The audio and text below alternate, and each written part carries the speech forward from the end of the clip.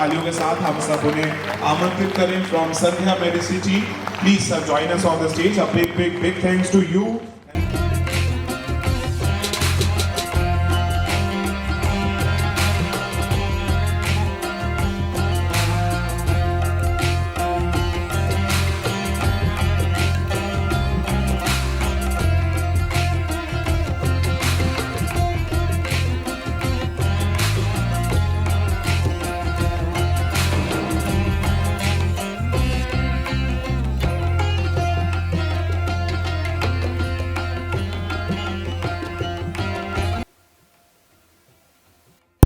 North India का giant है, 300 bedded hospitals हैं उनके।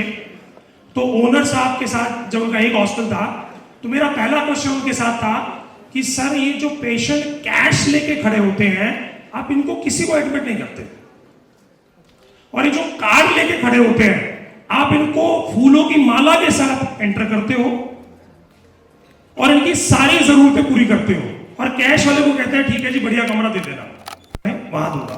मैं गया, गुप्ता थे, तो वो उन्होंने बनी वाली बात समझानी थी, क्योंकि बनी है तो वही बात समझानी थी। उन्होंने कहा भाई देख मेरी बात समझ कि जो कैश लेके खड़ा है अगर वो ठीक हो गया तो कल मॉर्निंग डिस्चार्ज ले लेगा, और अगर वो नहीं ठीक हुआ तो फिर डिस्चार्ज लेके कहीं और जाके एडमिट हो जाएगा।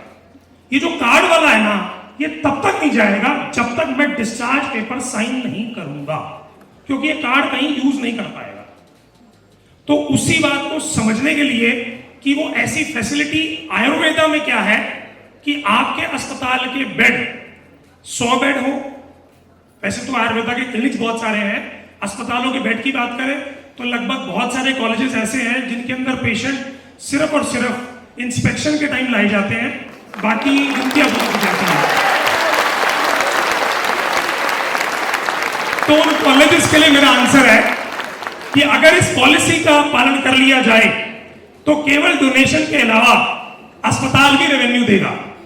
तो अगर अस्पताल के रेवेन्यू को डीन्स को, चेयरमैन को, सोसाइटी के जो भी उनके मालिक हैं उनके फ्रेम में आ जाए तो उनके 100 बेड के अस्पताल में कभी मरीज की कमी नहीं पड़ेगी। तो उस कॉन्सेप्ट को समझाने के लिए और उसका रेवेन्यू अगर समझ में आ जाए, मैं फिर बात इसलिए कह रहा हूं क्योंकि गुप्ता हूं तो बिना लक्ष्मी के मैं बात कर नहीं पाऊंगा।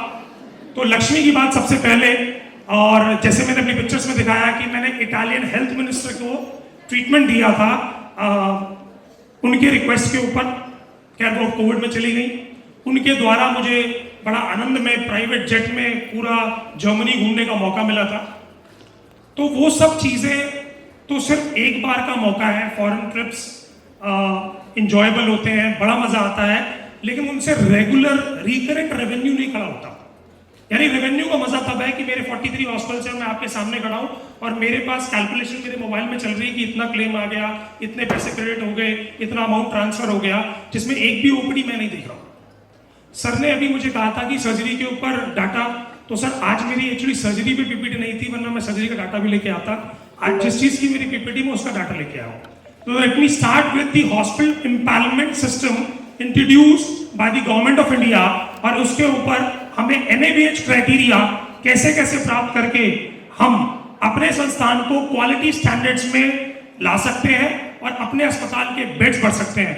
तो स्टूडेंट्स आपसे रिक्वेस्ट है, ये पीपीटी की क्लिप ले जाकर कृपया करके अपने प्रिंसिपल को दिखाएं कि आपके लिए पेशेंट इंस्पेक्शन की बजाय प्रतिदिन भर्ती रहे। तो kindly take the clips. So start the PPT please.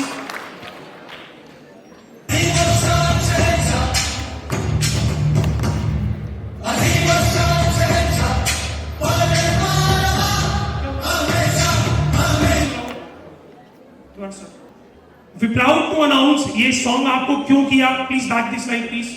We have done more than 300 NABH accreditation pan India।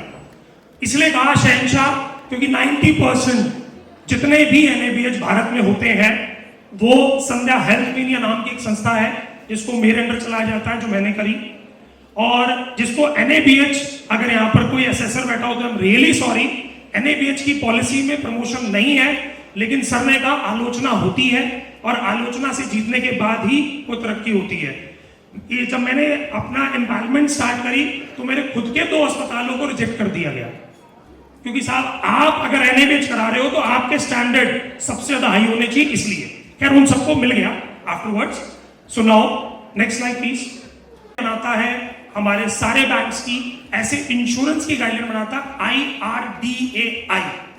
उसने पहली गाइडलाइन क्या बनाई कि आयुष डे केयर सेंटर को भी, जबकि ये भी पूरी तरह पारित नहीं हुई है, जिसमें बहुत सारे क्लेम्स अभी डे केयर सेंटर्स में पास नहीं होते, लेकिन वो क्या कहते हैं, they have a qualified registered Ayush medical practitioner dedicated Ayush therapy section.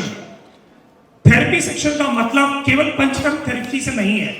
अगर कोई स्त्री प्रसूति करते हैं तो उनके पास ओटी हो, उसका सैनिटाइजेशन एरिया हो, CSSD हो, हैंड वॉशिंग एरिया हो, यानी आपको कोई ना कोई प्रोसीजर जिसके लिए आप रोगी को 4 से 6 घंटे अपने संस्थान में रखोगे, क्योंकि ओपीडी बेसिस के क्लेम्स तो एलोपैथी में भी नहीं मिलते, इसलिए you need a dedicated therapy sections. Then आप कोई भी रजिस्टर्ड बोर्ड से होने चाहिए। उसके अलावा ये पैरामीटर्स जो आपको दिखाए जा रहे हैं, ये आपको वेबसाइट पे भी IRD की मिल जाएगी। Next slide. Now Ayush hospital. अच्छा, आयुष हॉस्पिटल की जो गाइडलाइन है वो बहुत क्लियर है। यहाँ पर डॉक्टर पंचोली साहब बैठे हैं, जिन्होंने राजस्थान गवर्नमेंट हेल्थ स्कीम की सबसे पहली शुरुआत करी, और राजस्थान के डॉक्टर्स के लिए आइडियल है कि आयुर्वेद में कैसे आप एक एम्पायर खड़ी कर सकते हैं। इसी प्रकार उन्होंने इस गाइडलाइन को, अगर हम बात करें 2019 की, वो कहती है कि आपके पास मिनिमम 5 बेड, खैर 5 बेड वाली बात केवल एंट्री लेवल पर है, और उसको बहुत सारी गवर्नमेंट की संस्था नहीं मानती है। बहुत से लोगों के मन में कंफ्यूजन है कि हम एंट्री लेवल अगर लेते हैं NABH एंट्री लेवल, तो हम TPA इंश्योरेंस बिल्कुल मिलता है, बट सिलेक्टेड कंपनीज का, वो फुल एक्रेडिटेशन को प्रेफर करते हैं। तो 5 बेड वाली गाइडलाइन नॉट एप्लीकेबल मैं मानता हूं, क्योंकि इसको प्रैक्टिकली हमने करके देखा, मिनिमम 10 बेड की गाइडलाइन होनी चाहिए। Have a qualified Ayush medical practitioner in charge round the clock. अच्छा, यहां पर हम सारे BMS डॉक्टर्स हैं। जब 2006 के अंदर मेरी ग्रेजुएशन यानी BMS पूरी हुई कालभैरव कॉलेज से, तो उस समय हमारे सीनियर्स ने कहा, भाई तुम्हारे पास 2 ऑप्शन है, पहला किसी नर्सिंग होम में आरएमओ लग जाओ, या बाबा रामदेव के चिकित्सालय में जाकर जड़ी बूटी बेचो। मैं रामदेव जी की बुराई नहीं कर रहा हूं, क्योंकि वो इज द फर्स्ट मैन जिसने आयुष प्रैक्टिशनर को मल्टीपल तरीके से पूरे भारत के अंदर क्लिनिक पे अपनी पैथी प्रैक्टिस करने का स्कोप प्रोवाइड करा। तो इसी प्रकार यहां पर अगर आज हम बात करें आयुष मेडिकल प्रैक्टिशनर की, तो आज आपको एलोपैथिक अस्पताल में नर्सिंग होम चलाने की कोई आवश्यकता नहीं है। Only just having a BMS degree, you can have your hospital and you can start it. तो यहां पर अगला क्या है, Ayush therapy section, equip operation theatre and surgical procedure. Next slide. अब इसके अंदर एक लिस्ट मैं आपको दिखा रहा हूं। इस लिस्ट के अंदर अगर आप ध्यान से देखें, ECHS, मैं सर का 1 सेकंड का समय जरूर लेना चाहूंगा साहब, एक दिन हमें भी मौका मिला अपनी बात रखने का। Major general Natarajan, ECHS head pan India, जब अभी पहला हम सबको जो लोगों को प्राप्त हुआ, उससे पहले उन्होंने हम लोगों को एक लेटर भेजा। आई डोंट नो आपके पास लेटर आया कि नहीं आया। We want representation from Ayush कि आपको एम्पावरमेंट क्यों दें, क्योंकि हमारी समझ में आयुर्वेदा ट्रीटमेंट मसाज के अलावा कुछ नहीं है, और हमारे फौजियों को मसाज की कोई आवश्यकता नहीं है। सब डेलीगेट दिल्ली वालों ने कहा कि साहब ECHS में हमें जाना ही है, तो डॉक्टर विकास आप बोल लीजिए, क्योंकि आप सबने पूरे दिल्ली NCR का NABH कराया। इसी बात में जोड़ती हुई बात के ऊपर एक मित्र मेरा बोल पड़ा कि साहब हमने तो केरला में ही पंचकर्म देखा था, इकलौते आप हो जिसने 94 NABH दिल्ली में कराकर दिल्ली को हब बना दिया पंचकर्म का। तो उन्होंने कहा कि साहब ये मौका आप ही लीजिए, इसको आप रिप्रेजेंट कीजिए। रिप्रेजेंटेशन में मेडिकल डॉक्टर ने कहा कि सर हमारे मैक्सिमम आर्मी पीपल को हम भेजते हैं, किसके लिए सर, CAD की प्रॉब्लम, स्टेंटिंग और बाईपास के लिए। बाकी पेनकेटाइटिस वाली बात, सर ने अल्कोहल वाली बात करी, तो फौजियों को अल्कोहल से कुछ नहीं होता, वो डाइजेस्ट करते, तो बहुत कम फौजी आपके पास आए होंगे, if I am not wrong sir. तो उन्होंने कहा कि साहब उससे मुझे सर ने कहा एनआईए का, तो मैं अपने साथ एनआईए की रिपोर्ट लेके गया जिसके अंदर लिखा था कि कैसे लेखन बस्ती और प्रभाकर वटी से उन लोगों ने before the treatment radio angiography करके evidence base and after the procedure repeat radial angiography करके एविडेंस बेस रिपोर्ट जनरेट कर रखी है, जो एनआईए जयपुर की वेबसाइट पे ऑलरेडी अवेलेबल है। वो अपने साथ में रिपोर्ट लेके गया and I have shown that report to him. उनका पहला क्वेश्चन था कि आपने पंचकर्म के लिए अप्लाई किया, ये तो एक फर्टर्निटी है, सिर्फ ये एक डिपार्टमेंट है। मैंने कहा नहीं sir, it is an umbrella. आप जिस डिजीज का नाम लेंगे वहां पंचकर्म से चिकित्सा संभव है, क्योंकि आयुर्वेद के एक श्लोक सुश्रुत संहिता का है। आज सुबह मेरे से चैप्टर गलत हो गया था। चैप्टर कौन सा डॉक्टर आशु?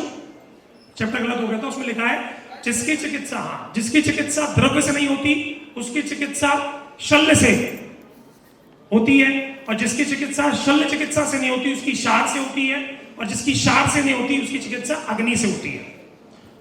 तो जब बात आई शल्य की, तो मैंने उनसे कहा sir, it is a surgery without using knife. Panchakarma is a surgery without using knife. उन्होंने कहा सर आई कैन अंडरस्टैंड। मैं कहा sir Sushruta Samhita the father of modern surgery ने, जिसको आप भी पापा अपना मानते हैं, वो कह रहे हैं कि it is one of the best thing.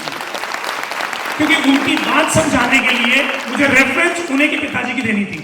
अगर मैं चरक की बात कहता तो उसे नहीं समझते, बट जब मैंने सुश्रुत संहिता की बात करी तो he is an basically MCH surgeon, neuro surgeon, major general Rajan. तो उन्होंने कहा yes, Sushruta is also our father. तो मैंने कहा सर आपके पिताजी ने भी कहा है कि surgery without using knife is a panchakarma and it is very much efficient in treating the disease. कह रहे सर ये शार और अग्नि क्या है? अग्नि उन्होंने समझा कॉटरी। मैं कहा सर कॉटरी, आप इलेक्ट्रो कॉटरी की बात कर रहे हैं, मैं पंच धातु और अष्ट धातु शलाक की बात कर रहा हूं।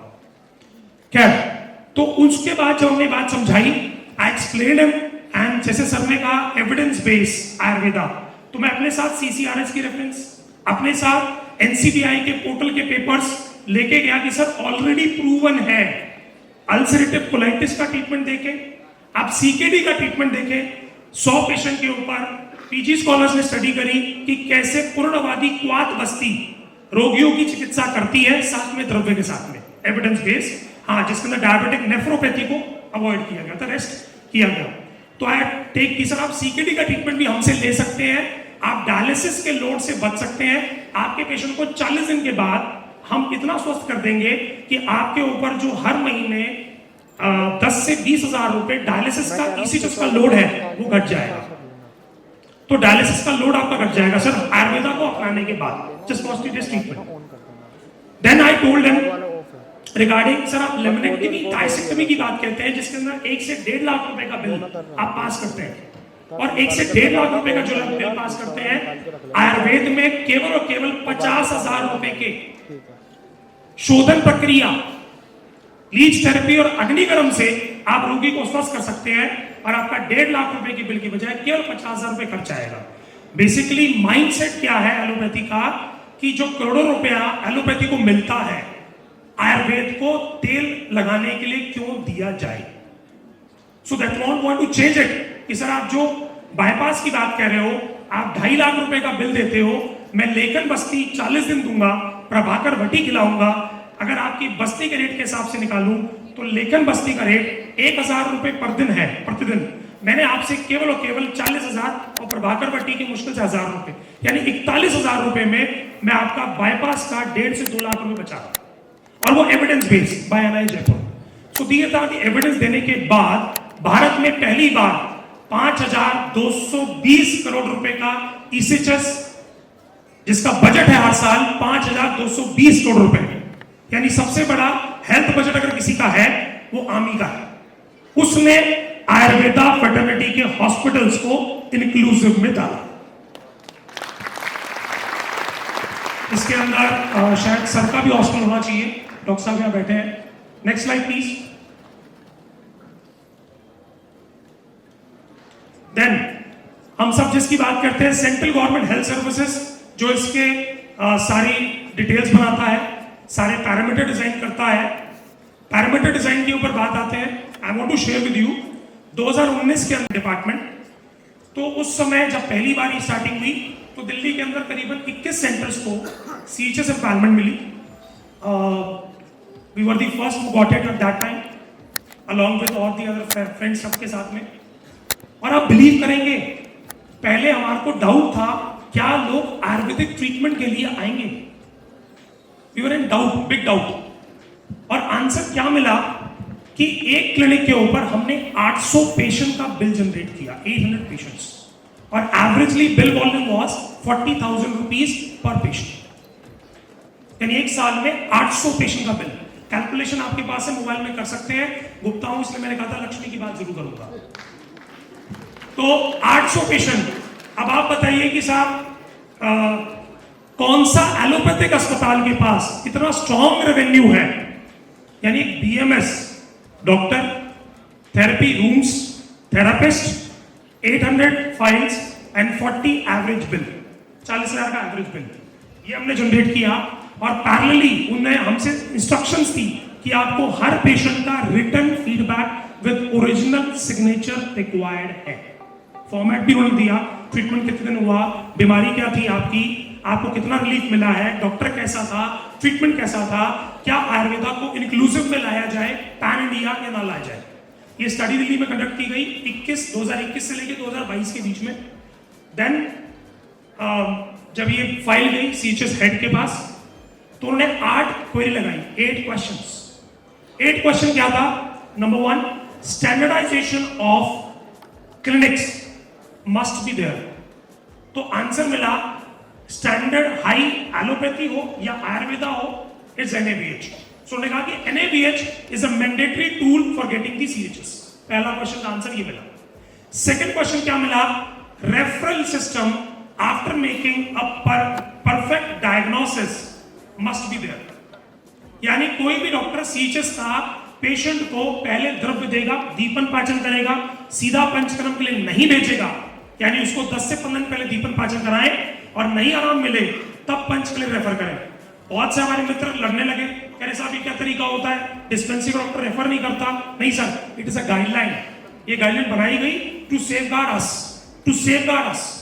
क्योंकि बहुत सारे पेशेंट्स में क्या हुआ, इंस्टेंट ट्रीटमेंट पंचकर्म करने से आम की चिकित्सा नहीं हो पाई और उनके दर्द बढ़ गए, उनकी प्रॉब्लम बढ़ गई. जबकि आम पाचन के बिना आप कभी भी पंचकर्म की अगर शुरुआत करेंगे तो रोगी के कष्ट बढ़ेंगे घटने की वजह. तो ये गाइडलाइन दूसरी थी. तीसरी गाइडलाइन क्या बनाई गई कि जितना भी बिलिंग सिस्टम है इसके कोड्स डेवलप किए जाए और उनको कोड्स के हिसाब से. यानी 2022 के बाद नेशनल जो NHA का पोर्टल है उसने पहली बार इसके कोड्स बनाए, इन कोड्स को डाला और उन कोड्स के अकॉर्डिंगली बिलिंग स्टार्ट की गई. देन एक और क्वेश्चन था रिगार्डिंग कि जो आपके जितने भी सेंटर्स हैं इनका ऑडिट मैकेनिज्म कैसे होगा. तो ऑडिट के लिए क्या डाला गया कि साहब जितना भी स्टाफ है उसका सैलरी स्लिप, उसका डिप्लोमा या डिग्री या एक्सपीरियंस सर्टिफिकेट आपको अटैच करना है कि आपके पास क्वालिफाइड प्रोफेशनल्स हैं. खाली आप डॉक्टर्स नहीं चाहिए हमें जो ट्रीटिंग फैकल्टी मतलब जो ट्रीटमेंट दे रहा है उसकी भी क्वालिफिकेशन चाहिए. ये अटैच में आया.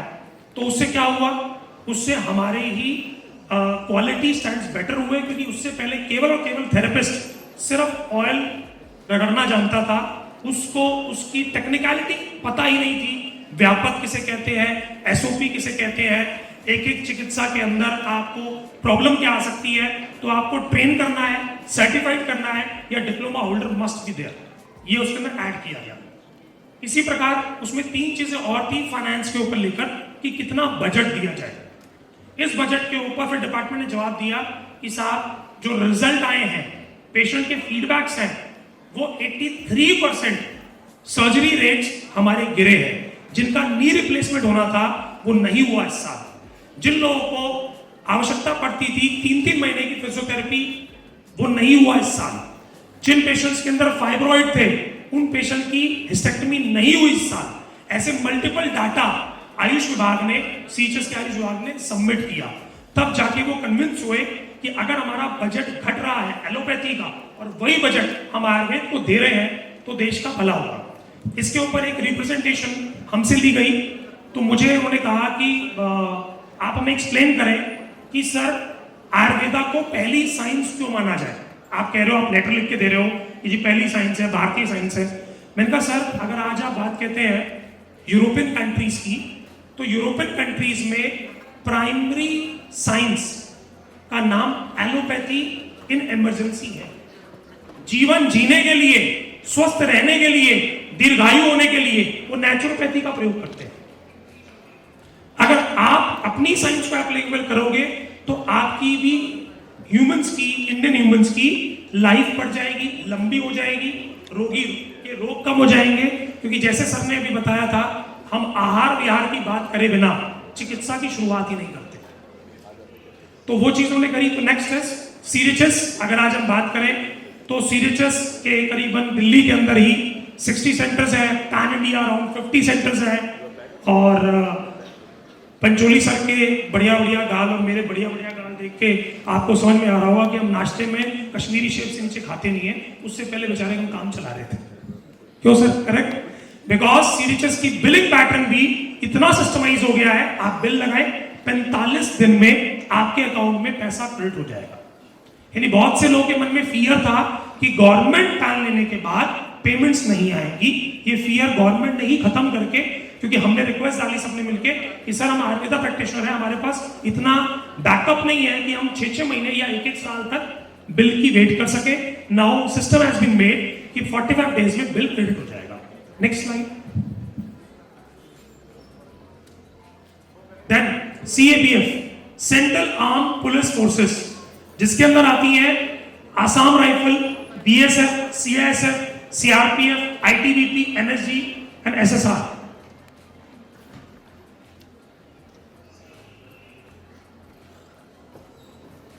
इसे आप बात करें सशस्त्र सेना बल की। अब सशस्त्र सेना बल की बात करें तो इन लोगों की जो ड्यूटीज होती हैं, कहीं दंगा हो गया सबसे पहले ये करें, कहीं बाढ़ आ गई सबसे पहले ये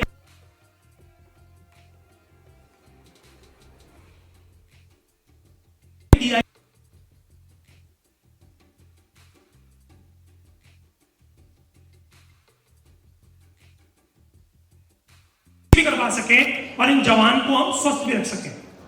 तब सीएपीएफ ने ये निर्णय लिया कि आयुर्वेदा को इंक्लूजन में लाते हैं और इनको अलाउ करते हैं कि आप 2 घंटे के लिए जाइए, ट्रीटमेंट करा के वापस आ जाइए। यानी जैसे डॉक्टर एल महादेवन की अगर मैं बात करूं, जो प्रैक्टिस करते थे, अब दुनिया में नहीं रहे, जिनके बारे में कहा जाता है कि अगर बस्ती का ज्ञान लेना है तो माधवन सर से पूछ लीजिए। उनसे सौभाग्य एक बार मिला तो उन्होंने कहा कि एक समय ऐसा आएगा कि जब पेट्रोल पंप की तरह अस्पताल होंगे, मात्र बस्ती लो और गाड़ी आगे लेके चल पड़ो ह्यूमन बीइंग की। तो उन्होंने बात कही थी जो आज सत्य साबित हो रही है कि मात्र बस्ती लीजिए और साहब अपनी ड्यूटी पे निकल चलिए। तो वही चीज आज ये प्रूवन हो रही है। देखिए कभी भी कोई गुरुजन कोई बात कहते हैं वो भविष्य की कोख में, या कह सकते हो भविष्य के अंदर झांक कर आज उनके मुखमंडल से निकल जाती बातें। तो माधवन सर के बारे में जितना लोग जानते हैं वो यही जानते हैं कि वो हर चिकित्सा को बस्ती से ही शुरुआत करते थे। उनका माइंडसेट ये था कि अर्ध चिकित्सा तो स्वयं बस्ती है और अगर मैंने वो कर दी तो रोगी 50% तो वैसी थी। तो बस्ती को प्राथमिकता देते हुए हर चीज का, आप जिस रोगी का जिस कष्ट के बारे में बोले वो उसी बस्ती का नाम लेते थे, भाई ये बस्ती दे दो। तो this is what I want to say कि सीएपीएफ के लिए सबसे ज्यादा सर के शब्दों का आज बड़ा महत्व है। जहां पर आईपीडी की आवश्यकता नहीं पड़ रही, डेकेर में रह के जा सकते हैं। विकास सर हम स्पीच दे रहे हैं। Next slide.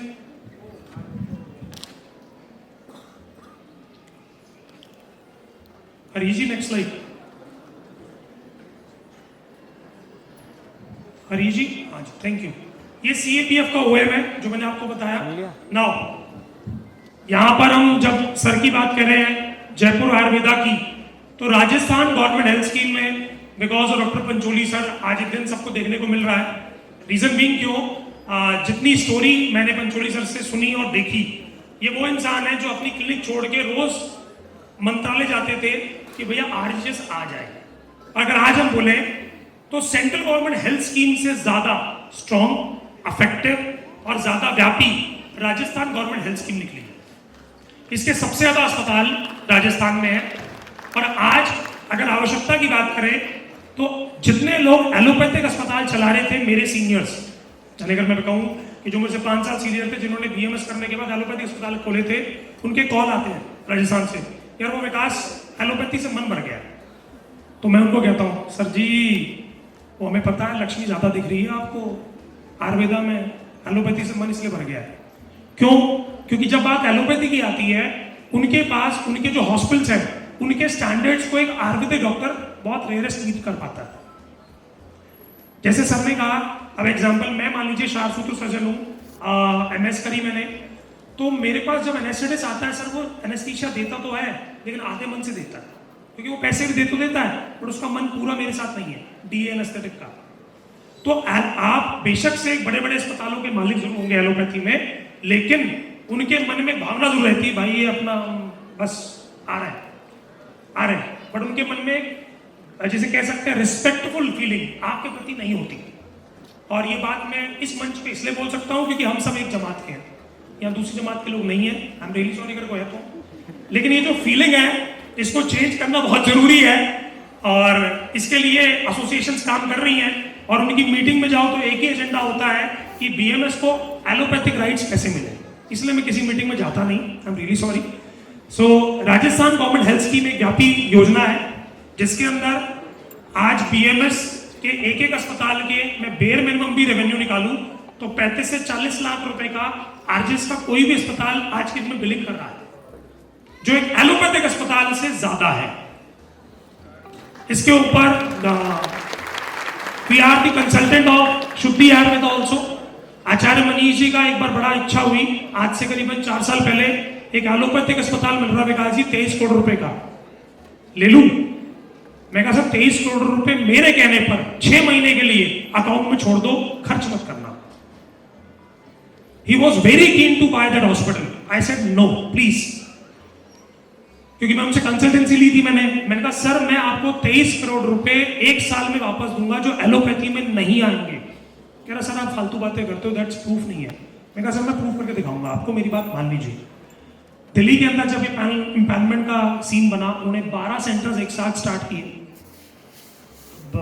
समझाने की जरूरत तो है नहीं सर कि वो 23 करोड़ रुपए आए कि नहीं आए, 23 करोड़ रुपए आ गए, ठीक है साहब। एक 200 करोड़ की आयुर्वेद की कंपनी आज 12,000 करोड़ की है, is because of this business of empanelment. यानी दवाई बेचकर वो 200 करोड़ थे लेकिन अस्पताल खोलकर वो 12,000 करोड़ के। आचार्य जी का फर्स्ट सेशन था, मैं आ नहीं पाया था उस दिन। Next slide. Haryana government health scheme, Haryana government health scheme की अगर हम बात करें तो हरियाणा राज्य के अंदर भी सरकार ने स्कीम की शुरुआत करी जहां पर आयुष डॉक्टर, अगर आपके पास एनएबीएच है तो हरियाणा गवर्नमेंट हेल्थ स्कीम को भी एंजॉय कर सकते हैं। कर्नाटका, बैंगलोर, आयुर्वेदा। सर मेरे एक सीनियर है, मेरे गुरुजन है जो वहां पर है, जिनके बहुत सारे रोगी आईपीडी में एडमिट होना चाहते हैं, जिनके पास इंश्योरेंस कार्ड है, तो मैं तो चाहूंगा सर उनको भी आशीर्वचन दें आप, क्योंकि बहुत से रोगी जिनके पास बेचारों के पास शायद कैश नहीं है। अच्छा, इंश्योरेंस कंपनी क्या बेच के देती है कार्ड? वो ये बोलती है कि साहब 2 लाख रुपए हो सकता है इमरजेंसी में अकाउंट में ना हो, बट 2 लाख का कार्ड जरूर रखो जो आपके काम आएगा। और हर इंसान इंश्योरेंस प्राइवेट इसी बेसिस पे लेता है, ये इमरजेंसी में काम आएगा। और सिमिलर अब वो आयुष में भी कवर्ड है, अभी आगे वाले स्लाइड्स में देखेंगे हम। मैंने बात बैंगलोर की इसलिए करी है क्योंकि सबसे बड़ा आईटी हब वहीं पे है। Now we talk about few of the claims of Ayurveda की अगर हम बात करें तो आदित्य बिरला का एक क्लेम है, then we have one more claim जिसकी वैल्यू 30,000 है, एक मेडियसिस का क्लेम है जी। अच्छा, ये हैदराबाद वाले हॉस्पिटल का है, पहले वाला कौन सा हॉस्पिटल है हमारे, देन ये हमारा, अच्छा ये मेरठ वाले हॉस्पिटल है, मेडियसिस का, बजाज का, सेफवे का, विडाल हेल्थ का। इस क्लेम का ब्रेकअप मैं आपको नहीं दे पा रहा हूं, आई एम रियली सॉरी। ये क्लेम बेसिकली अच्छा वात व्याधि का है, ठीक है। देन कुछ चीजें ऐसी जो यूथ को जाननी चाहिए कि आपका फ्यूचर क्या है। जैसे कल मैं एक स्पीच सुन रहा था डॉक्टर यशवंत सर की, उन्होंने कहा साहब आप बाय डिफॉल्ट बीएमएस है या बाय चॉइस बीएमएस है। मेरे शब्द थोड़े से तीखे कटाश रूपी हैं। बाय डिफॉल्ट बीएमएस है या बाय चॉइस बीएमएस है। मैक्सिमम एमबीबीएस नहीं कर पाए इसलिए बाय डिफॉल्ट बीएमएस है, करेक्ट। तो अब बोलना चाहिए ब्लेसिंग इन डिस्गाइज, धन्यवाद कि हमारा डिफॉल्ट हो गया, हम बीएमएस ज्वाइन कर लिया, क्योंकि जो आने वाला टाइम है वो आपके लिए कैलकुलेशन है, और एक कैलकुलेशन मेरी बिल्कुल नहीं है, गवर्नमेंट ऑफ इंडिया की कैलकुलेशन क्या कहती है, compound annual growth 22% since 2016, 372 billion in 2022। यानी अभी इसमें आगे अलग से आएगा, यानी हेल्थ केयर इंडस्ट्री ने अपने आप को 372 बिलियन डॉलर्स में स्थापित कर लिया है। यानी अगर हम बात करें आईटी या कोई और बिजनेस, अब हेल्थ केयर इंडस्ट्री का जो कंपाउंड आ रहा है, ये मेरा नहीं है सर, गवर्नमेंट ऑफ इंडिया का डाटा है। According to Indian economic survey 2021, domestic market growth, इसमें आयुर्वेदा और एलोपैथी कंबाइंड, ये अभी कंबाइंड की बात कर रहा हूं, जो आएगा 130 बिलियन बाय 2030, यानी 130 बिलियन डॉलर। ये इंडियन मार्केट की बात चल रही है, सॉरी इंटरनेशनल मार्केट की। नाउ आयुर्वेदा ये एविडेंस बेस है, 2023 तक 57,450 करोड़ की इंडस्ट्री ऑलरेडी बन चुकी है। So congratulate to the Ayurvedic physicians कि आज हमारे सीनियर्स के एफर्ट से 57,450 करोड़ की इंडस्ट्री ऑलरेडी 2023 में लिस्ट हो गई है। यानी जिस फर्टिलिटी में इसमें ना ब्लेसिंग इन डिस्गाइज, अब आप सब अपने आप को बोलिए धन्यवाद उस समय का मुझे एमबीबीएस में एडमिशन नहीं मिला। तो एक बार जोर से बोलेंगे धन्यवाद उस समय का, मेरे पीछे बोलेंगे धन्यवाद उस समय का जब हमें एमबीबीएस में एडमिशन नहीं मिला, क्योंकि भविष्य अब हमारा है।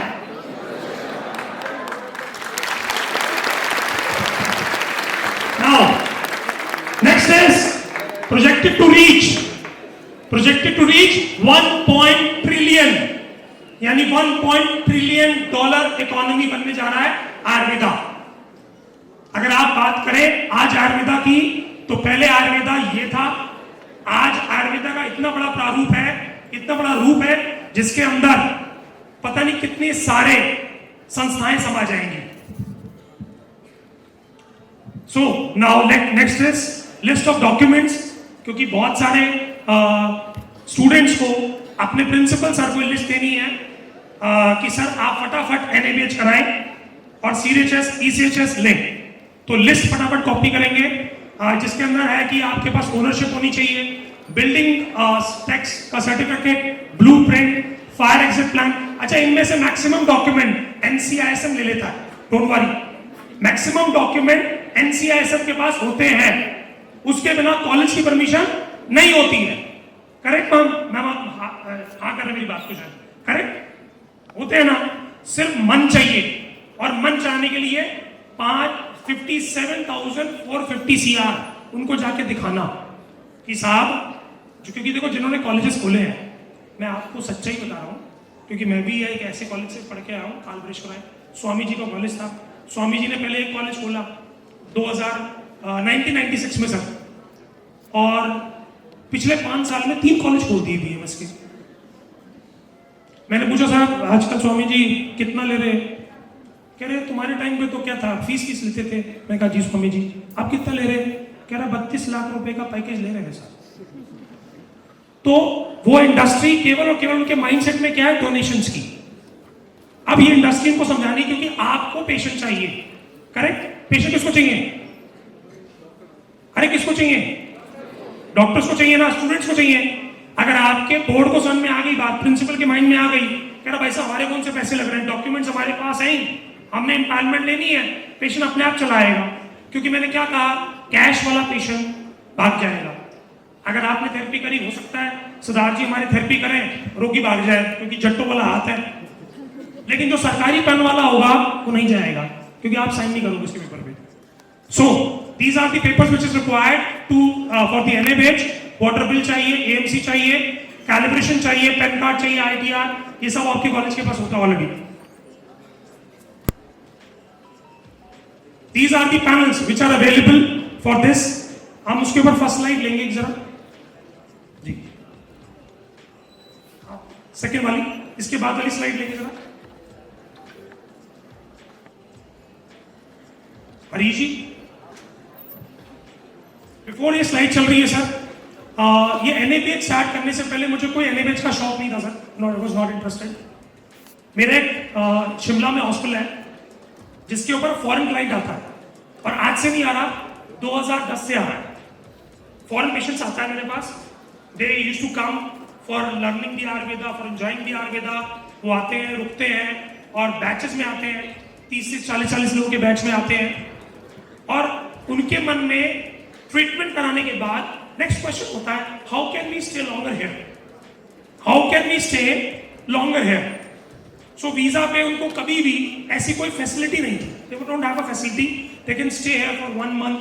अगर हम बात करें पूर्ण रसायन चिकित्सा की तो 120 दिन का होता है, if I am not wrong. मैं पीजी पंचकर्म तो नहीं हूँ, मुझे नहीं पता, इफ एनीबॉडी कैन से। तो उसके लिए रुकने के लिए ऐसा कोई फैसिलिटी नहीं थी। लेकिन 2022 में जब मोदी जी ने आयुष वीजा को अहमदाबाद के अंदर स्टार्ट कराया, उसके कुछ ग्लिम्स आपके साथ शेयर करना चाहूंगा। सेकंड थर्ड लगो तो आयुष वीजा क्या पॉसिबल है? माइक देंगे सर, 2 माइक हो सकते हैं क्या? Good morning sir.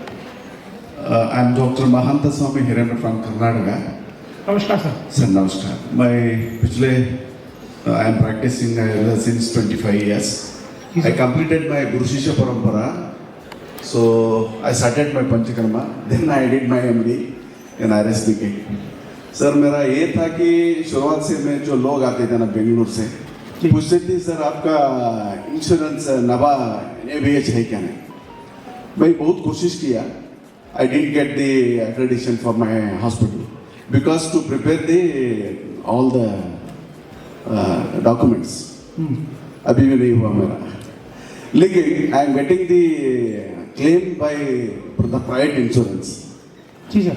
So मेरा प्रश्न ये है कि sir is it necessary to get NABH even though our hospital is running with all the rules and regulations? And one more thing, but my patients are getting reimbursement by the private insurance companies because we have KPME in Karnataka private establishment. जी sir, पीछे से बात शुरू करूंगा। आप बात कर रहे हैं सर रीइंबर्समेंट क्लेम की, और मैं बात कर रहा हूं कैशलेस क्लेम्स की। जो पिक्चर्स अभी आपने देखी, there none of them are reimbursed, all of them are cashless. जहां पर पेशेंट को हम बड़ी सारी ना पिक्चर देखते हैं, वो अक्षय कुमार की आती है, पेशेंट बड़े मजे में लेटा हुआ है, एंजॉय कर रहा है, जैसे बिल आता दोबारा हार्ट अटैक पड़ जाता है, बिल देख के दोबारा हार्ट अटैक पड़ जाता है। तो कैशलेस क्लेम में क्या फायदा है सर? बिल कितना भी आओ, अपने को अपना पूरा ट्रीटमेंट लेना है। रीइंबर्समेंट में वो आपको पेमेंट करेगा, बिल लेके जाएगा। अच्छा, पंचकर्म की चिकित्सा 7 दिन, 14 दिन, 21 दिन और 28 दिन ये कहा गया। अब रोगी की जेब में जितना पैसा होता है वो केवल उतने लेता है। अब वो 7-14 से उसका कोई मतलब नहीं है, मैक्सिमम पेशेंट्स, करेक्ट। लेकिन यहां पर आपको क्या बेनिफिट मिलता है कि सर आप अपनी इच्छा से उस रोगी को रखते हैं, क्योंकि आपको क्लेम पास कराने के लिए डॉक्यूमेंटेशन पूरा करना पड़ेगा, एविडेंस बेस, करेक्ट सर। तो आप जब कैशलेस क्लेम की बात करें, उसके लिए एक आंसर और दूंगा सर आपको। अभी जिसकी मैं बात कर रहा हूं अपने हॉस्पिटल की, मैंने सर खुद पहली बार NABH के पेपर बनाए, गलत हो गए, दोबारा बनाए फिर गलत हो गए, तिबारा बनाए फिर गलत हो गए। फिर मेरे दादाजी, क्योंकि बनिया हूं तो बचपन में बहुत सारी चीजें बनिया में सीखी थी, तो दादाजी की एक बात दिमाग में क्लिक हो गई। दादाजी उस समय दुनिया में नहीं थे, तो दादाजी से मैंने पूछा, मैंने कहा दादाजी आप जब गांधी जी मरे थे तो उस समय तो आप थे? हाँ मैं था। तो तब देश में बड़ी चिंता थी कि गांधी जी के बाद मरने के बाद देश कैसे चलेगा। तो मेरे दादाजी ने मुस्कुरा के कहा, अरे भाई गांधी कह गया था जहां जहां मेरी फोटो लगेगी वहां वहां देश अपने आप चलता रहेगा।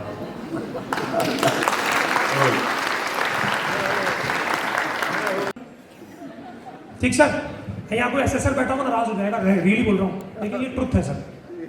तो ट्रुथ इज ट्रुथ, जो काम गांधी जी करते हैं वो काम कोई नहीं कर सकता देश के अंदर। नाउ आयुष वीजा,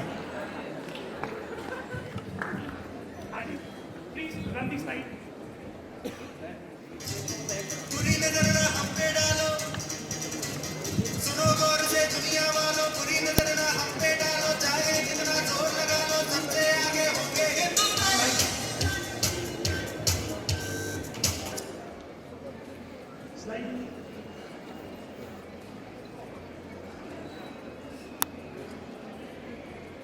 ठीक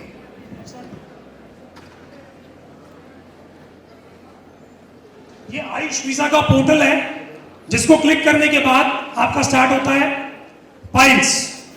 सर पाइल्स की बात मैंने सबसे पहले इसलिए लिखी क्योंकि आईसीएमआर, सीसीआरएस, एम्स सब एक ही बात कहते हैं।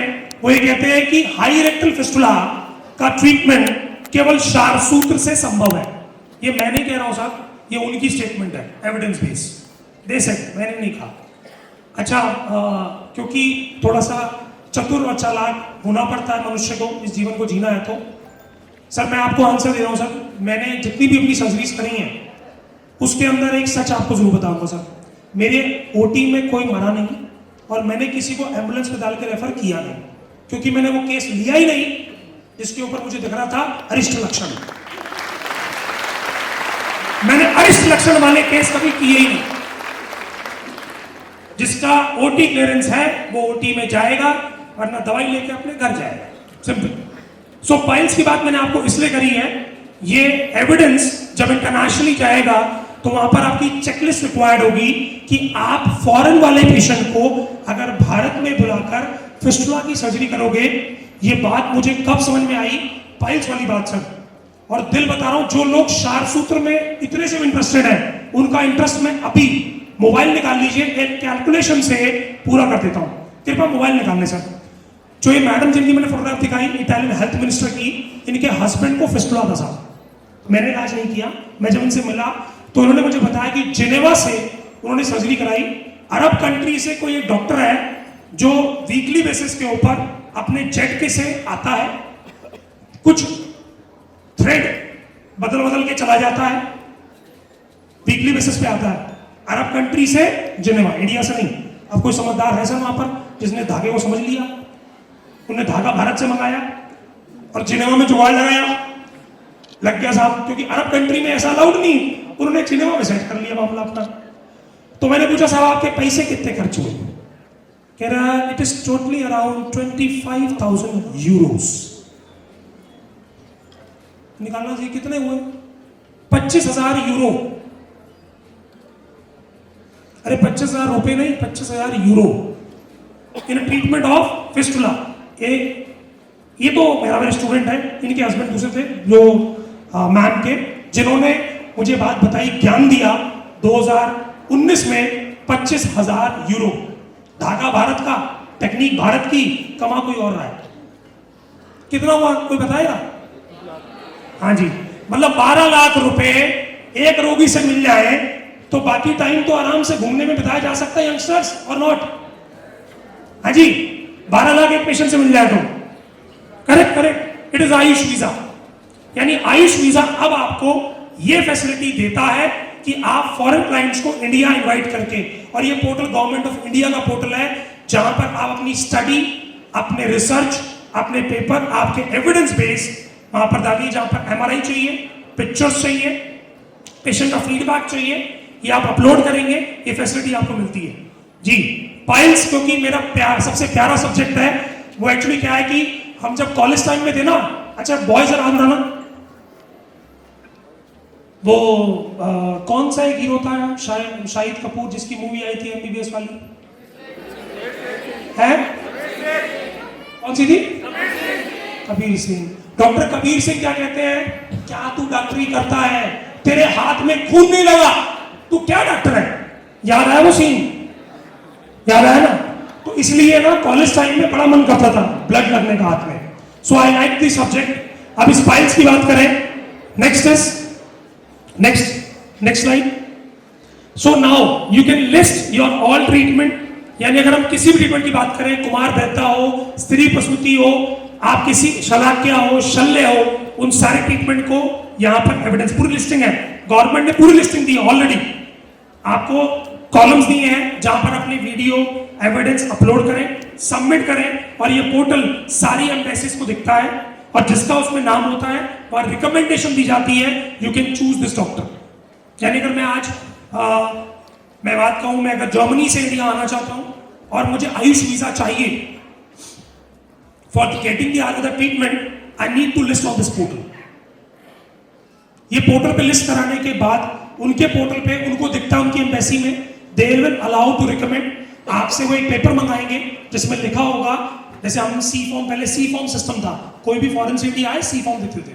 Now Ayush visa system has been develop कि आप उसको पहले प्रिस्क्रिप्शन भेजेंगे, ट्रीटमेंट प्लान भेजेंगे, एक एस्टिमेट बिल भेजेंगे ईमेल के थ्रू, और आप उस टाइम पीरियड को ब्लॉक करेंगे। वहां से आपको एक एडवांस पेमेंट ट्रांसफर होगी, ठीक है सर, एडवांस पेमेंट आप ले लेंगे, उसके बाद वो दिन ब्लॉक हो जाएगा, और जब वो पेशेंट आएगा वो आपके प्रीमाइसेस में पूरा ट्रीटमेंट लेगा, they will take the bills and they can have the reimbursement in their own country, क्योंकि NABH इंटरनेशनल भी स्टार्ट हो चुका है। सुनो, this is one of the side and with the evidence base. Next slide. ये एक photograph जिसके बारे में आपको जरूर बताना चाहूंगा, ये द्रौपदी मुर्मू जी की पुत्री, उनके दामाद और उनका बेटा 5 मई 2024 को हमारे संस्थान में आए थे, because we have the highest intake of international patient in Himachal. इस वजह से रिकमेंड हुआ, 2 दिन के लिए हमारा बहुत नुकसान हुआ फाइनेंशियली, बनिया हूं मैं, लक्ष्मी फिर आ गई, उन्होंने फोन आ गया, साहब हम आपके रिजॉर्ट पर रुकना चाहते हैं। प्रेसिडेंट नहीं रुक सकता पर उसकी फैमिली रुक सकती है। सो ये उस दिन का एविडेंस बेस्ड फोटोग्राफ है। Next slide. इसलिए मैंने कहा क्योंकि one of the safest site consider हुआ। Then we have the patient, जो योगा बहुत जगह होता है, ट्रीटमेंट होता है। Next Panchakarma. Next sightseeing, खैर वो देनी पड़ती है एंजॉय कराने के लिए। नेक्स्ट स्लाइड जी। नेक्स्ट स्लाइड जी। ये इटालियन ग्रुप्स जो प्रॉपरली इंडिया आए 14 डेज के लिए विद द आयुष वीजा, किसी की एलिमेंट सर्वाइकल, किसी को बैक एक, किसी को PCOD, किसी को क्या नाम है ओबेसिटी, किसी को डायबिटीज, किसी को हाइपरटेंशन, प्यूरिफिकेशन के लिए। Next slide. ये एक और ग्रुप आया था हमारे पास। Next slide.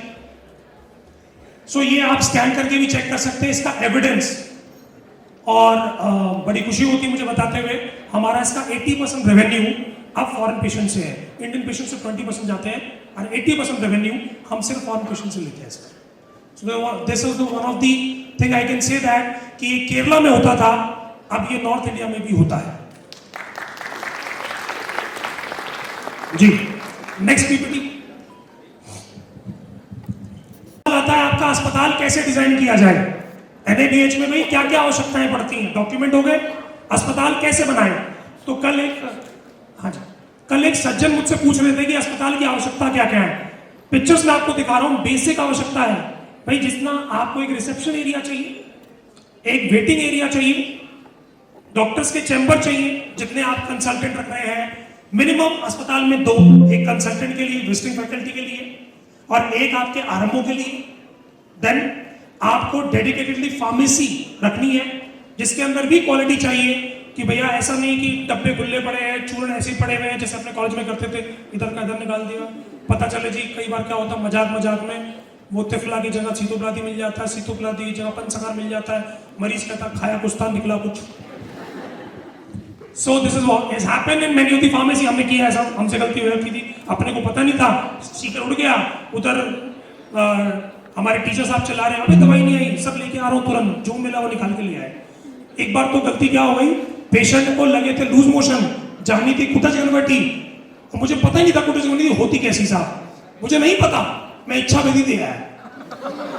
और उसके बाद जो मेरे प्रिंसिपल ने मेरी क्लास लगाई, वो क्लास लगाई, उसके बाद से मुझे पता लगा इच्छा विधि छोटे साइज की होती है, कुटज गनवटी बड़े साइज की होती है। मुझे नहीं पता था, मुझे उसी दिन पता लगा डांट खाने के बाद जी। नाउ हॉस्पिटल जब भी आप स्टार्ट करते हैं, इसकी रिक्वायरमेंट क्या है, आपको रिसेप्शन, देन आपके कुछ साइनेजेस होते हैं, आपका scope, non scope. Next slide. Then आपका patient rights and responsibility, then grievance redressal mechanism, then आपका थेरेपी रूम। थेरेपी रूम का पहले बहुत से लोग पूछते थे साइज क्या होता है। सर एनएबीएच ने इंची टेप बंद कर दिया है। एनएबीएच सेज दैट इतना हो कि वनरेबल पेशेंट आराम से चढ़ सके, उतर सके, आप दोनों तरफ से, यानी एक टेबल के पास में 1 फुट 1 फुट 1 फुट 1 फुट इतनी जगह हो कि बहुत बड़ा नहीं चाहिए, बहुत लैविश नहीं चाहिए, बट इतना स्पेशियस हो कि पेशेंट को 2 अटेंडेंट पकड़ सके, इतनी रिक्वायरमेंट है। देन बेड्स, हॉस्पिटल बेड्स की अगर मैं बात करूं तो हॉस्पिटल बेड्स की अगर हम चर्चा करते हैं तो हॉस्पिटल बेड बहुत से लोगों के दिमाग में ये है, बट मैं आपको इंफॉर्मेशन दे रहा हूं कि ऐसा आयुष में कहीं नहीं है कि आपको ऐसे ही बेड रिक्वायर्ड है।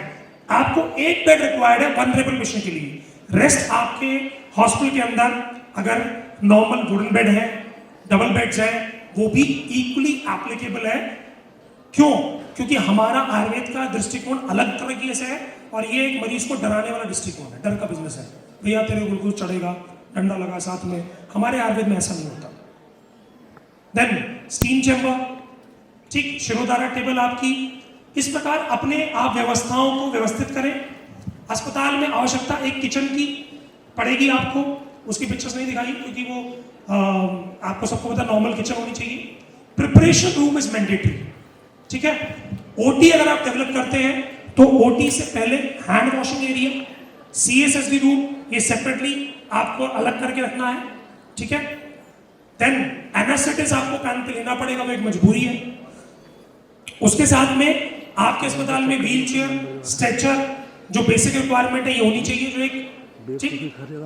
रेस्ट, आपको कोई अलग मशीनरी की आवश्यकता नहीं। ये अपने माइंड में रख लीजिए कि जो आपके पास है वो पर्याप्त है, सिर्फ उसको प्रेजेंटेशन देना।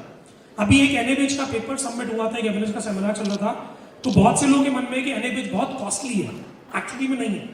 उस इंसान ने बेयर मिनिमम पेपर्स में एनएबीएच कराया, बेयर मिनिमम खर्चे थे, उसने सारी चीजें प्रॉपर तरीके से स्टैंडर्डाइज करी and he is ready for each and every answer to be asked by the NABH. NABH बिल्कुल आपसे नहीं कहता कि हमारे को इतना सब कुछ चाहिए। They say that what are you doing, जो कुछ आप कर रहे हो केवल उसी काम को हमें समझाओ, काइंडली एक्सप्लेन। जैसे कभी भी हमारे लेक्चरर्स प्रोफेसर आके पूछते हैं भाई आपने ये जो किया है, आपकी थीसिस है, एक्सप्लेन कीजिए, प्रेजेंटेशन कीजिए कि आपने कितना साइज लिया था, कितना आपने ड्रग लिया था, किस प्रकार आपने किया है। उसी प्रकार NABH is nothing to be called as NCISM cancellation. NABH cancel, जो मैंने कहा कि मेरे खुद का कैंसिल हुआ, वो कैंसिल एक्चुअली नहीं था, उन्होंने बोला रिपीट वेरिफिकेशन। एनएबीएच कैंसिल कभी नहीं करता, कैंसिल नहीं हुआ था, रिपीट वेरिफिकेशन, यानी अगर आप एक बार आंसर नहीं दे पाए, will give you another chance to give your answers, kindly prepare it. इसके 3 स्तंभ है। पहला स्तंभ है इंफ्रास्ट्रक्चर, दूसरा स्तंभ है डॉक्यूमेंटेशन और तीसरा स्तंभ है आपकी ट्रेनिंग, यानी आपको हर चीज का प्रत्युत्तर, भाई आप करते हो तो कैसे करते हो, आप पोटली रखते हो तो कैसे रखते हो, आप तेल गर्म करते हो तो किस प्रकार करते हो, आप अपने रजिस्टर में एंट्री करते हो तो क्या मेथड है, आईपीडी की क्या मेथड है, ओपीडी का क्या मेथड है। क्योंकि आयुर्वेद के अंदर एक पैरामीटर नहीं है, कोई चरक के हिसाब से करता है, कोई सुषुप्त के हिसाब से करता है, कोई वाग्भट के हिसाब से करता है, कोई किसी वैद्य को मानता है, किसी की परीक्षा का अलग तरीका है। अब जैसे हर किसी की परीक्षा करने का, परीक्षण करने का अलग अलग मेथड है। सो एनएबीएच ये नहीं कहता कि हमारे को एक ऐसा प्रोटोकॉल चाहिए, so that whatever you are doing it kindly document it, that's it. Next slide. Any questions meanwhile? अगर किसी को कोई क्वेश्चन है तो पूछ सकता है। Mic. Sir good afternoon sir. Sir हम ये जानना चाह रहे हैं कि जो हमारे पुराने वैद्य थे या फिर जो हमारे गुरु थे, वो जो अपने हाथ से औषधि कलेक्ट करके बनाते थे जी, वो और जो आज कंपनियां बना रही हैं जी, दोनों में बेटर गुण किसका है? सर ये तो आप ऐसे बालंदी सर से पूछते ज़्यादा अच्छा जवाब देते क्योंकि वो खुद बनाते हैं। मैं तो एक्चुअली क्या है, रिसर्चर नहीं हूँ, सर रिसर्चर है। मैं तो केवल और केवल प्रैक्टिशनर हूँ। जो मिला बढ़िया लगा, रोगी को आराम मिला, अपन ने दे दिया। लेकिन वैसे मैं आपको सच बताऊं सर, जो फैक्ट है, जी सर। बनाने वाले अच्छे भी हैं और आप स्वयं बुरे भी हैं। अगर आपको पूर्ण तरीके से भावना देनी आती है, कलेक्शन ऑफ ड्रग्स सही है, प्रोसीजर सही है, तो आप भी सही है और वो कंपनी भी सही है। बट इसका प्रूफ कैसे होगा? इसका प्रूफ तो तभी हो सकता है जब आप उस ड्रग का, जिस भी कंपनी ने बनाया है या आपने स्वयं बनाया है, तो जैसे कहते हैं ना, भस्म के बारे में 3 चीज कही जाती थी। भस्म वो होती है जो पानी पे तैर सके, आपके इन फिंगर्स के बीच में आ सके। करेक्ट है साहब? यही बताया जाता था, वो तो इतना याद है साहब भस्म के बारे में। तो उसी प्रकार उसके पैरामीटर्स हैं। अगर वो पैरामीटर दवाई पूरा करती है तो सही है, अगर पैरामीटर पूरा नहीं करती है तो गलत है। Thank you sir. Any more question? जी, नेक्स्ट इज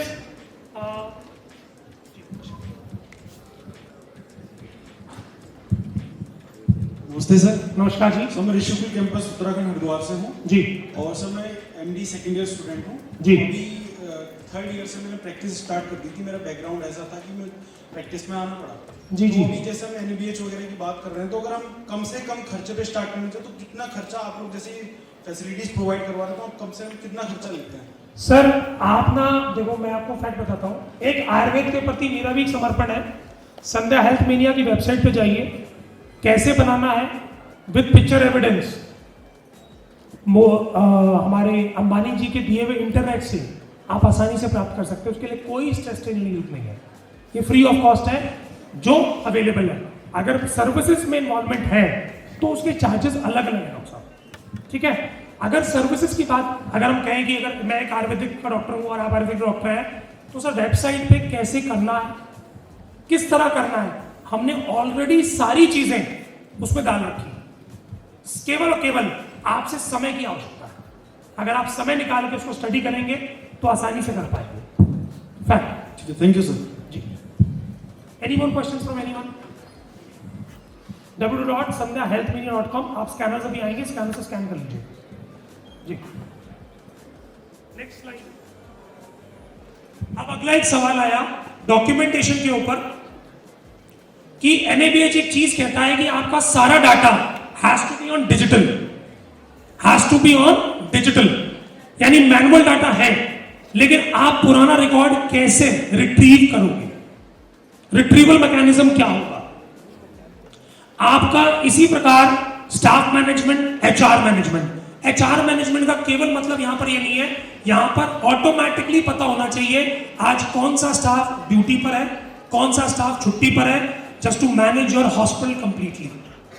यानी आज आवश्यकता केवल सीआरएम की नहीं है, आज आवश्यकता है आयुर्वेदा बेस्ड, जिसमें इनिशियल असेसमेंट के अंदर अष्टविध दशविध परीक्षा मेंशन हो।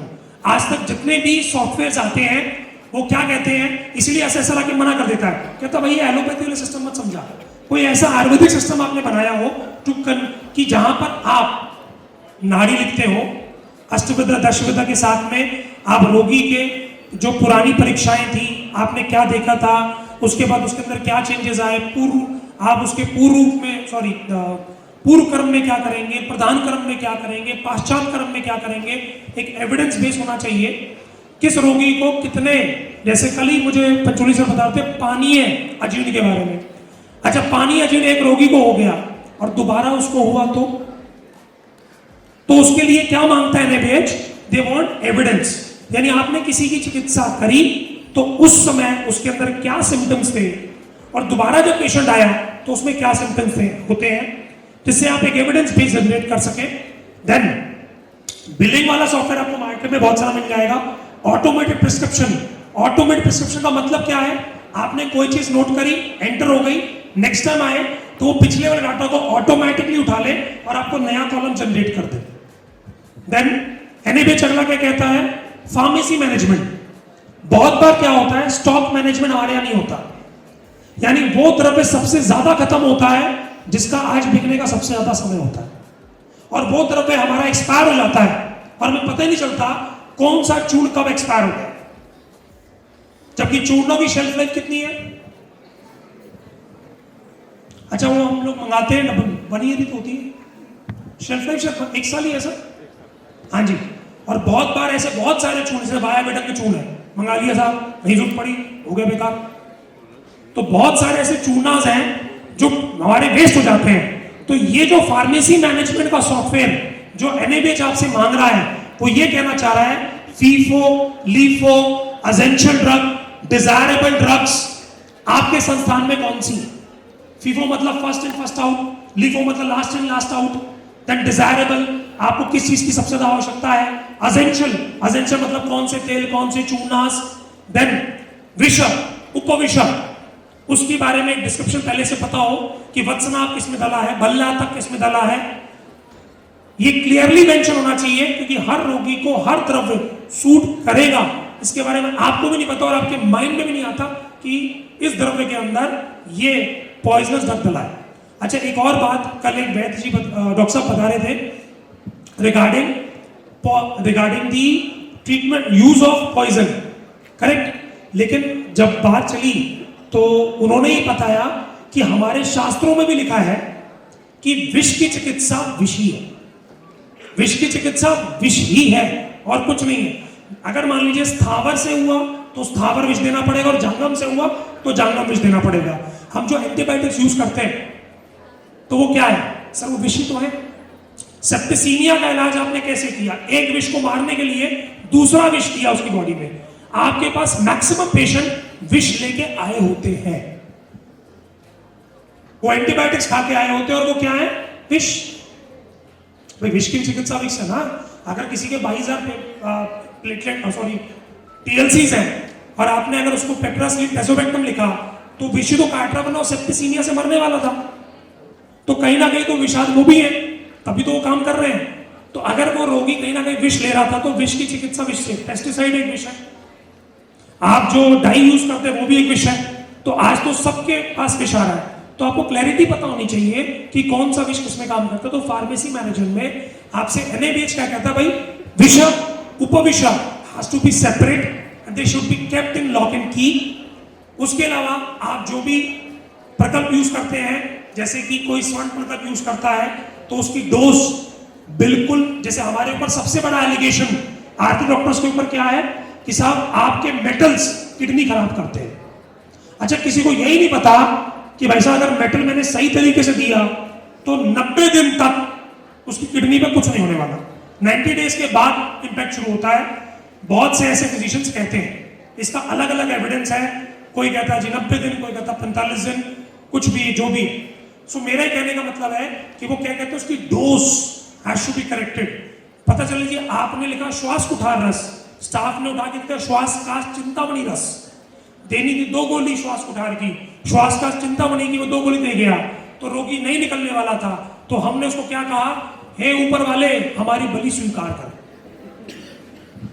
तो बलि ना दे, कृपया करके फार्मेसी को ढंग से यूज करें। डॉक्टर टूल का मतलब क्या है? ये इसके ऊपर एक जोक मैंने बहुत बार सुना होगा, डॉक्टर की हैंडराइटिंग केवल फार्मासिस्ट समझता है।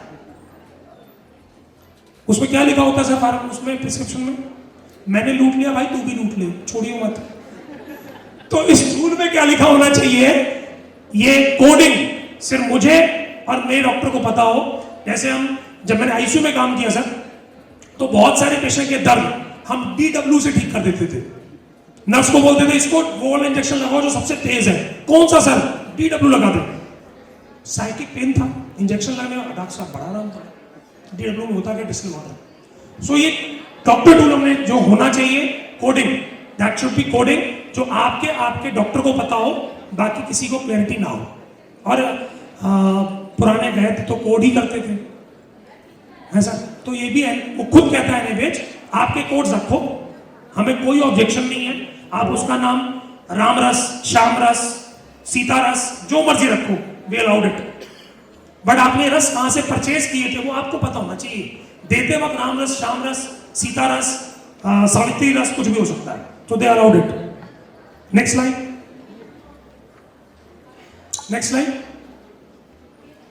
तो ये एविडेंस आपका, इसलिए मैंने बोला सर कि आपको डॉक्यूमेंट करना आसान हो जाता है, ऑटोमेट सिस्टम आता है, और ऑटोमेट सिस्टम आने के बाद आपकी जो OPD है वो एक स्ट्रीमलाइन हो जाती है, जहां पर पुराना UHID नंबर डालते आप पेशेंट की पूरी हिस्ट्री निकाल के देख सकते हैं। इस हिस्ट्री के ऊपर एक बड़ा अच्छा आंसर है। एक मेरे गुरुजी जिनसे मैंने सीखा, उन्होंने कहा जी एक पेशेंट, पहले दिन बैठा था, मुझे लगा ये सब ना फालतू की बातें होती हैं। पेशेंट आया, उसने बोला, उन्होंने कहा मेरे आराम नहीं है। उन्होंने कहा कल तूने गोभी खाई थी। कह रहा आपको कैसे पता? कह रहा मैं बोल रहा हूँ कल गोभी खाई है। कह रहा मैंने तो नहीं खाई है। उन्होंने कृष्ण हरितिकी हाथ में पकड़ा दी, बोला इंडियन टॉयलेट जाके पॉटी करो तुरंत। और आप सबको पता है कृष्ण हरितिकी अगर हाथ में पकड़ लें तो जितना हाथों में होगा वो उसी टाइम निकाल के बाहर फेंक देंगे। सर मैं गलत कह रहा हूँ तो गलत तो नहीं कह रहा सर, करेक्ट है ना? कृष्ण हरितिकी हाथ में पकड़ते ही जितना है वो सब मल में निकाल के बाहर कर देगी। मिलती बड़ी मुश्किल से है, तो उनके पास थी लकीली। तो उन्होंने कहा गोभी देख, मिल गई ना एविडेंस बेस। सो वो एविडेंस बहुत सारे आज हमारे को आवश्यकता है कि हम इस टूल्स को करें। और ऐसे ही नहीं, आज अगर हम बोले कि 12,716 लिस्टिंग पूरे पैन इंडिया, यानी कि देश बदल रहा है, डॉक्यूमेंट पे जा रहा है। और इस मंच से मैं बोलना चाहूंगा कि सर यस, आयुर्वेदिक डॉक्टर्स ने भी अपने आप को सूट एंड टाई में पहनने की आदत डाल दी है, धोती कुर्ता छोड़ दिया है। तो 12,716 डॉक्टर्स ने अब तक अपने आप को ऑटोमेशन पे डाल दिया है। सो आप कहां हैं, अपने आप को देखिए। नेक्स्ट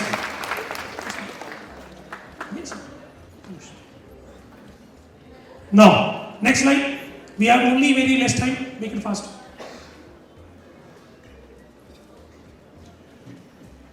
जब बात आती है, बहुत सारे मुझे लोग मिलते हैं कहते हैं हमारे पास ओपन लैंड है, ओपन स्थान है, हम उसके ऊपर एनएबीएच कैसे ले सकते हैं?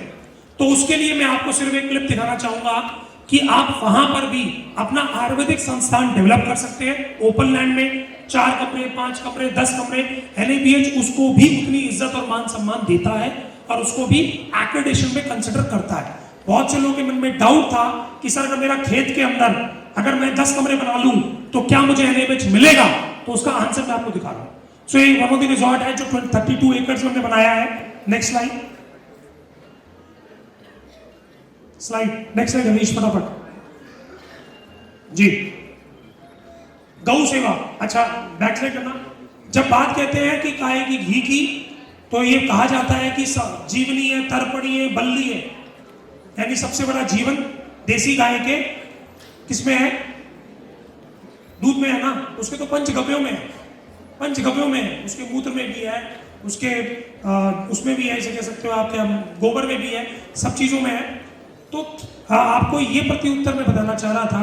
तो एनएबीएच इसके ऊपर भी आपको अलाउ करता है कि आपके प्रीमाइसेस में है, ऑब्जेक्शन नहीं है, बट उसको आप कैसे मैनेज करते हो और उसका प्रयोग, उनके सामान का प्रयोग आप कैसे अपने रोगियों पे करते हो, उसकी एक पॉलिसी बना लीजिए कि भाई हम क्या खिलाएंगे, कितना खिलाएंगे, उसका दुग्ध कैसा होगा, दुग्ध का रंग जो हमारे उसमें लिखा है किसके अंदर, अष्टांग संग्रह के अंदर दूध कैसा होना चाहिए, मूत्र कैसा होना चाहिए, उसकी परीक्षा करके आप अपने रोगियों को दे सकते हैं जी।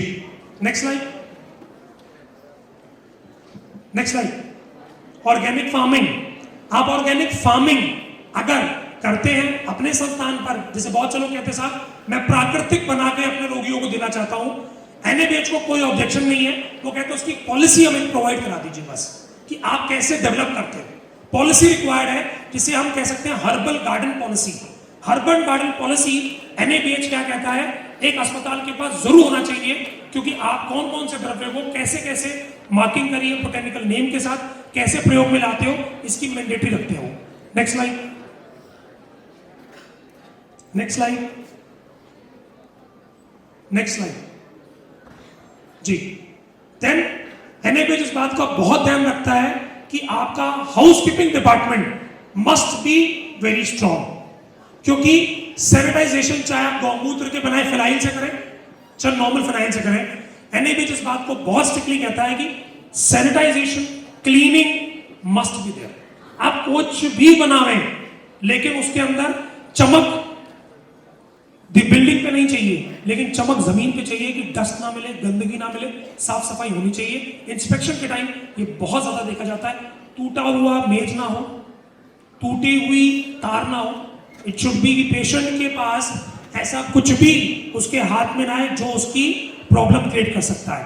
फायर के सिलेंडर्स आपके पास लगे हो, इमरजेंसी बैकअप आपके पास हो, मैं आईसीयू बैकअप की बात नहीं कर रहा हूँ, इमरजेंसी सपोर्ट सिस्टम की बात कर रहा हूँ, बीएलएस ट्रेन्ड स्टाफ, यानी बेसिक लाइफ सपोर्ट आप इमरजेंसी में दे सके तो ट्रेनिंग आपके पास मस्ट बी देयर.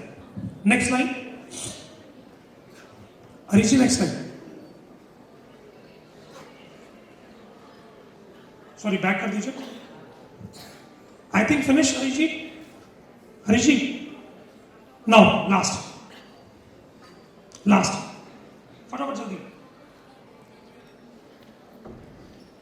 इसी प्रारूप के ऊपर हमने इस कार्य की जब शुरुआत करी तो NABH एक बात आपसे और क्या कहता है कि साहब आपने अपने स्टाफ को जो ट्रेनिंग दी है मंथली बेसिस पर, कभी अभ्यंगम की, कभी कटी बस्ती की, कभी जामू बस्ती की, कभी लीच के शोधन की, उसका क्या एविडेंस है?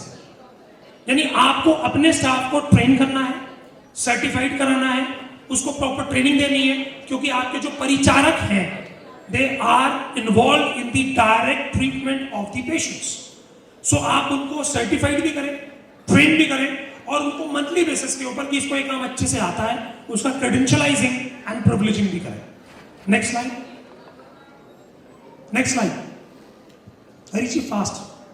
हाँ जी, यहां पर जो बात मैंने भी आपसे कही थी उस श्लोक की बात आ गई कि जिसकी चिकित्सा द्रव्य से नहीं होती उसकी चिकित्सा शार से होती है, शल्य से होती है, जिसकी चिकित्सा शल्य से नहीं होती उसकी शार से होती है, उसकी चिकित्सा शार से नहीं होती उसकी चिकित्सा अग्नि से होती है. Next line. देन आप अपने स्टाफ को ट्रेन करें और ट्राई करें कि आपको अगर बिजनेस में आगे जाना है तो अपने स्टाफ को अलग अलग इंस्टीट्यूट्स में भेजकर उनको नई एडवांस ट्रेनिंग, चाहे ऑनलाइन के माध्यम से चाहे फिजिकल माध्यम से आप कैसे करवाते हैं.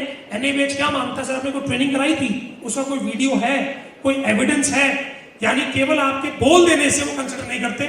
Now they want GPS location, video and clips, तभी वो आपको कंसिडर करते हैं कि आपने क्वालिटी के ऊपर काम किया, स्टैंडर्ड मेंटेन किया और आपका संस्थान स्टैंडर्डाइज है. We finish off. वापस खत्म है ना हरीश जी? हाँ जी, स्लाइड्स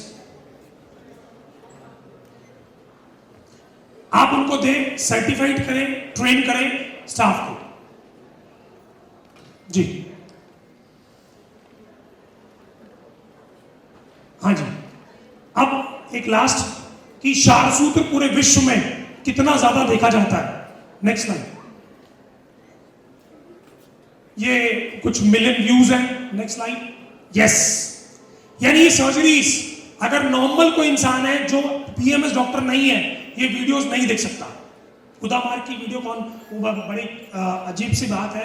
कहते भाई जिसकी शक्ल ना देखनी पड़े उसका खुदा मार देखना पड़ रहा है. शार सूत्र सर्जरी के साथ तो बेचारों के साथ ये दुखदाई है.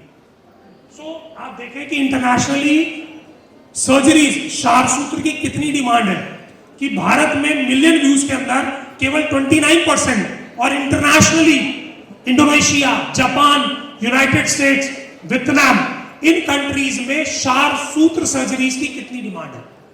ये सिर्फ मेरा मकसद क्या था, आप सबको शल्य के प्रति जागरूक करने का कि पूरा विश्व इन सर्जरीज में इंटरेस्टेड है. ये उसका एक एविडेंस है. ये मेरे YouTube चैनल का एविडेंस है कि कैसे लोग शार सूत्र सर्जरी, देखिए मॉडर्न सर्जरी नहीं देख रहे, वो शार सूत्र सर्जरी देख रहे हैं और भारतीयों से ज्यादा फॉरेनर्स देख रहे हैं. जी, थैंक यू. और any more questions you have? Thank you. Okay, thank you.